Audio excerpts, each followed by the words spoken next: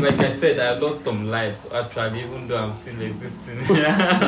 You're a cat. You got 9 lives. How many have you lost? As a born Christian, there was a mosque beside our house, and the next house was a church. And in the streets was like maybe 5 churches, 3 mosques. So you're waking up every day with, if you're not waking up with the sound of Hallelujah, you're waking up with the sound of Allahu Akbar. Yeah, the country was Libya when I was in Libya, actually. So, but then there was this Muslim man who was being so nice. Yeah, he was being so nice. This guy is from Egypt. He was being so nice to the extent that I was convinced that I have to be a Muslim. Yeah, because he was so nice. Gives me phone, nice phone actually, very good phone, which I never expected. Give me some money, check up on me if I'm good, and every time he wants to speak with me, and he was so, some kind of caring that you thought you could have needed, because I was on a journey, of course, and there was no family, no friend. So I felt like he was a comfort at that moment. So I was really enjoying the time I had with him then.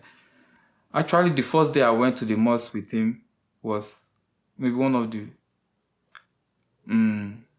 finest day of my life, I would say. Yeah, one of those days that I felt like, man, I'm welcomed, because there was a lot of embracement. They embraced me a lot and give me and ask me, what do you want? You're welcome to the brotherhood, we will take care of you. And they asked me a lot of stuff that I felt like, okay, this was home. So I felt very, very relaxed. But never knowing, during all these processes, even though they were giving me everything, I was seeing piles of guns. Yeah, piles of guns, like different type of guns. I don't know names of gun, but I think I know Kalashnikov, yeah, AK-47, but even much more higher, yeah, some kind of caliber guns, yeah, maybe some kind of semi-automatic gun, and then sometimes maybe you find some automatic guns. I don't know their names, but I could, I could see the image in my head.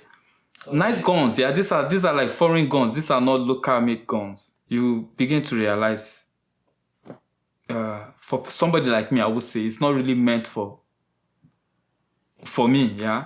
So that was why I rebelled. That's why I felt like religion is just something that eats up our brain most of the time. I was able to understand what was going on initially.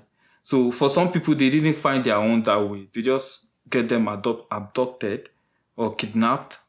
Yeah, and when I say abducted, it's not like maybe you were being tricked into it. No, abduction is like you were being caught. Let's say, for example, you were walking on the road and somebody parked by you and then point a gun at you. At a gun point, like tell you go into the vehicle, you would, bro. And if you find yourself in a situation like this, you're just trying to survive, of course. Yeah. You wouldn't make any problem with them. And then most of the time, you get abducted and then you just put in the war front. Yeah, in the war front. Like, war front, like, you have to go shoot, bro. In Libya, after, let me say, it was even during the war, because there was still war going on when I got there. So, there was nothing normal, bro. Actually, there was nothing normal. Like, you couldn't just walk out the street and say, hey, you want to get a taxi to maybe get you somewhere there or here. There wasn't taxi, there wasn't, if you're going somewhere, you have to maybe get to the street, and maybe if you're lucky, you find a drop, but mostly there's no drop, so you have to make a control. Most of the time, you have a friend who knows a friend who can take you to somewhere, because you just can't walk outside just like that. But for some of us who were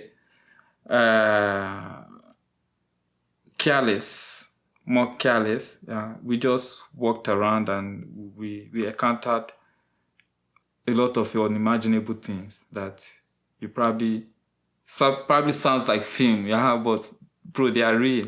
Me finding myself in Libya wasn't a planned journey, but I never knew. I just, based on my research, yeah, I just felt like, okay, Morocco is much more closer to Europe. So on my way when I got to Mali, I met a Nigerian guy. who actually defrauded me of my money. So he said to me, bro, I will advise you to go to Libya instead of going to Morocco. I said, why? He said, because he was in Morocco and it's so dangerous if you have to go through Morocco to Europe instead of going to Libya. It was like Libya is much more easier because in Libya you could work, you could maybe earn some money, and then you can further yourself to Europe. I wasn't having enough money, so I thought about it and then I gave it a second chance. But then he defrauded me already.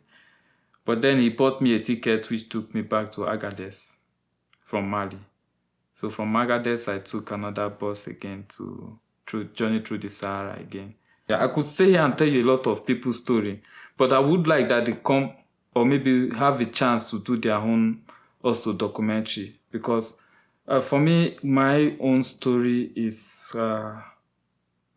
quite soft, even though it's for somebody who is coming from a modern world will say, this story is so touching.